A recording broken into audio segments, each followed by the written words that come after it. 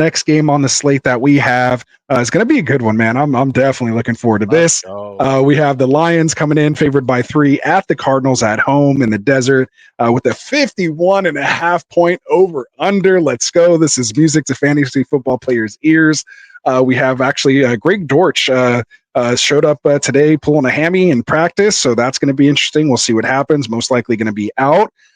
So let's just kind of start actually there. Because pretty much you're starting all the these are all guys who are drafted in like the top 5. So there's really only a couple folks I even really want to even talk about here. And I pretty much only one of them I think is even possibly a candidate for a sit. But just kind of for the discussion. So because of the injury, actually, it makes the Michael Wilson play a little more interesting.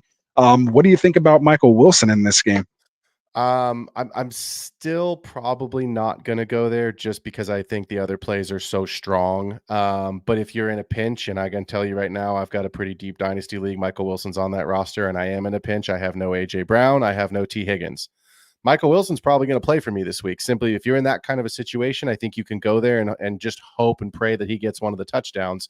If you're not in that situation, I do think he's the only player that you can sit. I love the running backs in this game. We're all hoping Marv does what he did, or at least comes close to what he did last week. And then obviously we feel good about McBride. So he's the one play, Michael Wilson, that I'm a little lower on. Start them all, baby. Yeah, so it's like for me, man, like I have Christian Watson down at like wide receiver 47. There's just a lot of wide receivers I feel like I like kind of this week. So like if I have him there, I can't have Michael Wilson too far ahead, but I have or behind. But I have him at about 51 right now. I have him still behind DeAndre Hopkins, Dobbs, Mooney, Watson. Like I said, Tyler Lockett. I'm still giving Coleman a chance. But again, that's at wide receiver 45. So I feel like that's a decent range. Again, I'll have to keep taking a look at it here and see if there could be some opportunities. Because obviously, Dortch has caught a couple touchdowns there, so far this year. So again, maybe more of a DFS, type play if you need to, get something cheap in there. In a shootout type game just to get a piece of this game. But as far as like you said, your typical redraft leagues, you're probably not in that situation where you need to flex them unless you're starting like 12 or 13, spots. But like you said, in several dynasty leagues, which of course we have a lot of dynasty players here.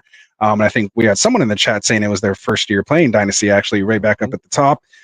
In those kind of situations, you might be, in a spot, like you said, where you're going to have to find a way to get him in, or might have to have him in your lineup. So well said there. The other guys I want to talk about here, just Jameson Williams, man. I just want to know, I'm sure you have him as a start. I just want to know how high you have him ranked at this point. It seems like he's on fire here. Where do I have him? I have him coming in week 3. You know what's going to happen. I'm not going to manifest it, but we're all so excited. And you know how sometimes these games go with the big score lines. I have him at wide receiver 20. This week. So he is a start for me, and it's only because I like some of the other guys. But I just want to say this about Jameson Williams.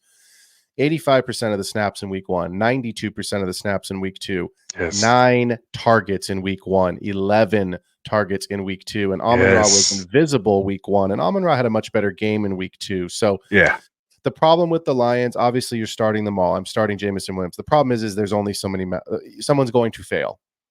Right, they can't all unless we get a 60 point game here and they all get 1 touchdown apiece. Someone is going to fail.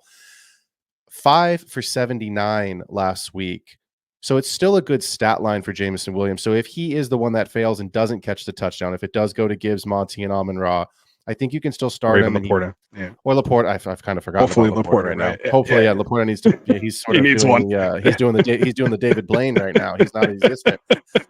But I think, so I'll take kind of double this up with Jameson and insert Lion here. I think there'll be enough yardage in this game. I think there'll be enough volume that even without a touchdown, the guy should still give you a usable week, whoever you have. Obviously, get the touchdown, you're going to get a ceiling performance. Good stuff. Good stuff there.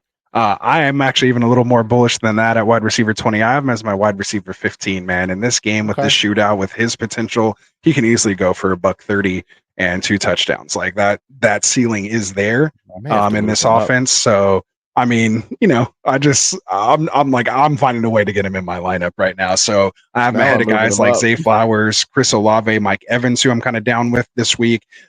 Malik Neighbors, don't kill me on that. We'll probably get into that a little later. Drake London, Tyngdale, Mari Cooper. I mean, I'm just, give me Jameson Williams over those guys right now for 1 week. So yeah, and then the other question is just Jared Goff. In one QB leagues, is he a starter right now? Getting off to a slow start. Is this a get right game for him? I'm the most bullish on him of all the Lions. I have him at QB9.